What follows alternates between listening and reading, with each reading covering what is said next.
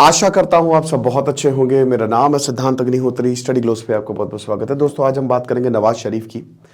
तो नवाज शरीफ के दो स्टेटमेंट आए हैं। एक तो इनका 2 दिन पहले स्टेटमेंट आया था कि इन्होंने कहा था कि भाई देखो, ना ही पाकिस्तान, ना ही भारत, ना ही अफगानिस्तान, ना ही अमेरिका, हमने अपने पैरों पर गोली मारी है।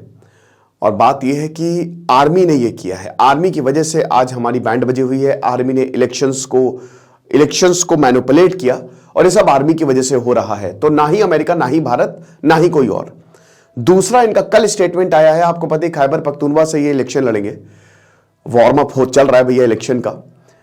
तो दूसरा इनका ये स्टेटमेंट आया है कि भारत चांद पे पहुंच गया है और हम वही हैं और ऐसे चल नहीं पाएगा। हम अभी तक उठ ही नहीं पाए हैं ग्राउंड से, जमीन से, और भारत चांद पे पहुंच गया है। नेबर्स उन्होंने बोला, मतलब सीधा भारत को ही रेफरेंस था।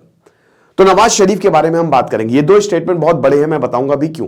पहले नवाज शरीफ के बारे में समझिए। 25 दिसंबर 1949 को इनका जन्म होता है। कश्मीर में ही जन्म हुआ था इनका और काफी वेल्दी परिवार था इनका। इनके छोटे भाई शहबाज शरीफ, जो कि ऑलरेडी 4 बार पंजाब के चीफ मिनिस्टर रह चुके हैं। तो ये देखिए, पाकिस्तान में ना 2 पार्टी हैं, समझिए इस बात को। एक तो है पाकिस्तान मुस्लिम लीग नवाज और एक है पाकिस्तान पीपल्स पार्टी। ये वाली जो पार्टी आप देख रहे हैं ना, ये जनरल अयूब खान ने 1962 में बनाई थी और उसके बाद 1992 में पाकिस्तान मुस्लिम लीग, मतलब इससे पहले खाली पाकिस्तान मुस्लिम लीग थी, लेकिन 1992 में ये पाकिस्तान मुस्लिम लीग नवाज शरीफ की पार्टी अलग हो गई। ठीक है। दूसरी है 1967 में बनाई हुई पाकिस्तानी पीपल्स पार्टी, जो कि बेनजीर भुट्टो की पार्टी है। ठीक है, लेट बेनजीर भुट्टो की पार्टी है। तो ये 2 पार्टी डोमिनेट करती है। एक तहरीके इंसाफ पार्टी है, जैसे इसको आप आम आदमी पार्टी समझ लो, है ना, पाकिस्तान की। और ये इमरान खान की पार्टी, लेकिन अब इसका अस्तित्व जो है वो मिटता हुआ दिखाई दे रहा है। ठीक है। तो ये 2 पार्टी में, और आप मान के चलिए कि जो प्राइम मिनिस्टर आएगा वो इन्हीं, मुझे लग रहा है कि नवाज शरीफ ही प्राइम मिनिस्टर बनेंगे, और कोई तो ऑप्शन दिख नहीं रहा है। फरवरी में इलेक्शन होने वाले हैं पाकिस्तान में। तो कहानी यह है कि जनरल अयूब खान आए तो उनकी नजर में आए। नवाज शरीफ के आर्मी से रिश्ते इसलिए भी बहुत अच्छे लगे क्योंकि वो एक बिजनेसमैन थे, तो उनके पास पैसा था, तो फंड वंड आता था उनकी तरफ से अच्छा खासा। ठीक है। तो जो आर्मी है और आईएसआई, दोनों के साथ नवाज शरीफ के रिश्ते बहुत बढ़िया रहे हैं, शानदार रहे हैं। इनफैक्ट 1978 में जब जनरल जियाउल हक आए, तो जियाउल हक की तो आंखों का तारा थे नवाज शरीफ। नवाज शरीफ को 1987 के दौरान, थोड़ा डेट चेक कर लीजिएगा, पंजाब का सीएम बनाया गया, है ना। और पंजाब के सीएम, पाकिस्तान का जो पंजाब है भाई, इंडिया का नहीं, पाकिस्तान में 2 पंजाब बहुत बड़ा है। जब 1947 में बंटवारा हुआ तो इधर वाला पंजाब हमारे पास और वो पंजाब भी बट गया। ठीक है। तो 1978 में, मतलब उसके बाद जो जनरल जियाउल हक है भाई, एक टाइम ऐसा आया था जब 1987 के दौरान जनरल जियाउल हक ने सारी सरकारों को डिसमिस कर दिया था, खाली नवाज शरीफ की सरकार को डिसमिस नहीं किया था। तो नवाज शरीफ जनरल जियाउल हक की आंखों का तारा रहे हैं, है ना। तो अब क्या होता है, कहानी आगे बढ़ती है।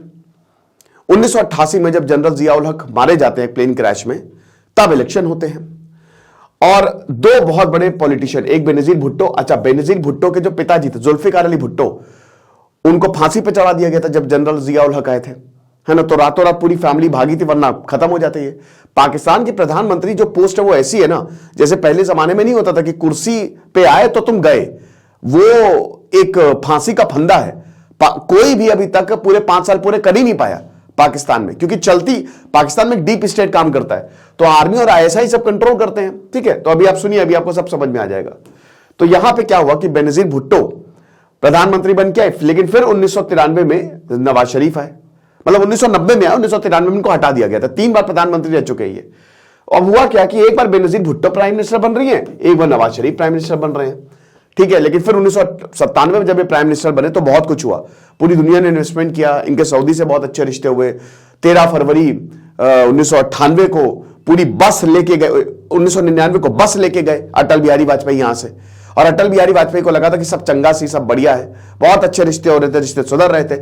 लेकिन फिर 1999 को हो गया कारगिल, और जब अटल बिहारी वाजपेयी ने नवाज शरीफ को फोन करके बताया कि भैया क्या हम इधर पे पूरा अच्छे से सबको लेके आ रहे हैं, तुमने कारगिल कर दिया, तो नवाज शरीफ को पता ही नहीं था। Nawaz Sharif was shocked. फिर उसके बाद परवेज मुशर्रफ ने तख्ता पलट किया। परवेज मुशर्रफ के बहुत बढ़िया रिश्ते थे आर्मी से, और नवाज शरीफ को मार ही दिया था। नवाज शरीफ को पकड़ा, जेल में डाल दिया, और पता नहीं कौन कौन से हाईजैकिंग, टेररिज्म। अब वही बोला नवाज शरीफ ने कि भाई मुझे सुबह में प्राइम मिनिस्टर था और शाम को तुमने हाईजैकिंग का केस मेरे ऊपर लगा दिया। तो नवाज शरीफ का हाईजैकिंग, टेररिज्म, करप्शन, जितने भी धाराएं हैं, सब सारी की सारी धाराएं नवाज शरीफ के ऊपर डाल के इनको जेल में डाल दिया और बोला इसको फांसी दो। तब जाके जो सऊदी के किंग फहाद है उन्होंने फिर हस्तक्षेप किया, उन्होंने, क्योंकि रिश्ते बहुत अच्छे थे उनके, तो उन्होंने कहा कि देखो मारो नहीं, ये सही नहीं रहेगा, तुम छोड़ दो इसको, ठीक है, फाइन वाइन करके, ये तुम्हारी पॉलिटिक्स में हस्तक्षेप नहीं करेगा, ये हमारी गारंटी है। अमेरिका ने भी हस्तक्षेप किया। तब जाके यहां पे नवाज शरीफ को 5 लाख US$ का फाइन देना पड़ा और उसके बाद इनको बोला कि बेटा 21 साल तक तुम दिखना नहीं पाकिस्तान में, इलेक्शन नहीं लड़ सकते, निकलो पहली फुर्सत में निकलो। तो नवाज शरीफ अपने पूरे परिवार को लेकर फिर लंदन भाग गए, वो दोबारा यहां वापस नहीं आए।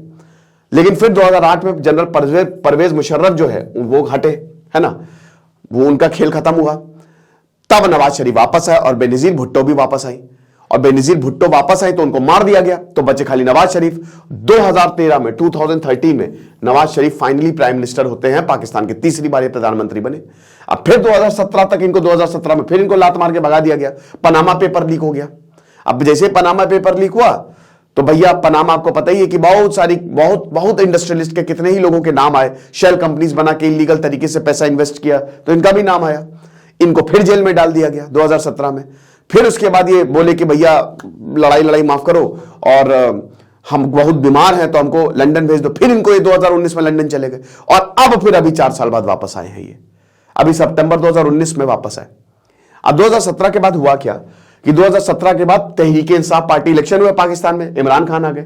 लेकिन फिर आपको याद होगा कि पिछले साल जो है इमरान खान ने तख्ता पलट करने की कोशिश की, तो अप्रैल में तो इमरान खान को जेल भेज दिया, मतलब उनको हटा दिया गया। और शहबाज शरीफ जो कि नवाज शरीफ के छोटे भाई, उनको फिर वापस लाया गया कि कोalition गवर्नमेंट बना के तुम सरकार चलाओ। और फिर अभी सितंबर में फिर ये डिसॉल्व कर दी गई पूरी असेंबली और अभी एक केयर टेकर गवर्नमेंट है, अनवर उल हक जो है प्रधानमंत्री, और फरवरी में इलेक्शन होने वाले हैं। लेकिन मुझे ऐसा लग रहा है, अब मान के चल के नवाज शरीफ जो है प्रधानमंत्री होंगे। अब अच्छी बात क्या है, देखिए नवाज शरीफ जब प्रधानमंत्री रहे तो भारत से रिश्ते ठीक हुए हैं, है ना, और भारत, उन्होंने इनडायरेक्टली तारीफ भी कर दी। लेकिन यहां पे चलती पूरी आर्मी की है। ये समझिए ऐसा हुआ क्यों है। देखिए आर्मी से इनके रिलेशन जो है वो लगातार खराब होते गए। पॉलिटिक्स एक कहते हैं ना, कॉन्फ्लिक्ट हमेशा बना रहता है। तो जब अगर आपके आर्मी के रिलेशंस खराब होंगे तो आर्मी आपको ऐसे ही फंसा के या तो जेल में भेज देगी या आपकी सरकार गिरा देगी। आर्मी अभी जो इलेक्शन होगा आप देख लीजिएगा, कोएलिशन सरकार ही बनेगी क्योंकि अब आर्मी रिस्क लेगी नहीं।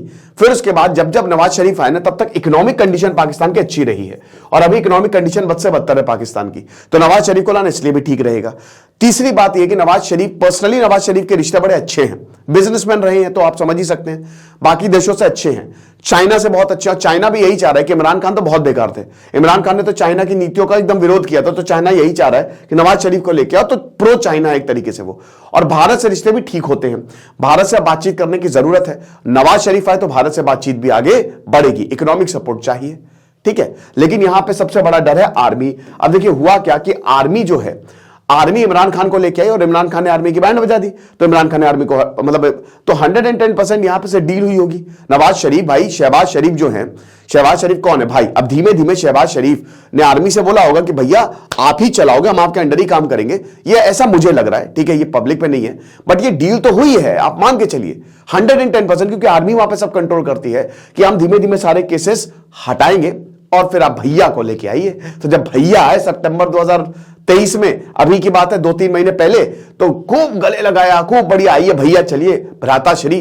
तो उसके बाद फिर गए ये एकदम बढ़िया तरीके से शहबाज शरीफ और ये सब स्टेप डाउन हुए। आर्मी ने फिर नवाज शरीफ को चुना होगा 110%। लेकिन बोलेंगे कि सर आप आर्मी के खिलाफ नवाज शरीफ बोल रहे हैं, इन्होंने ये बोल दिया, ये इलेक्शन है। और मुझे लगता है थोड़ा बहुत जो है वो फ्लेक्सिबिलिटी यहां पे रहेगी। आर्मी ने छूट दी होगी कि देखो तुम हमारे खिलाफ बोलो, मुझे ऐसा लगता है, क्योंकि अगर आप आर्मी के खिलाफ बोल दो आप जेल में चले जाओगे।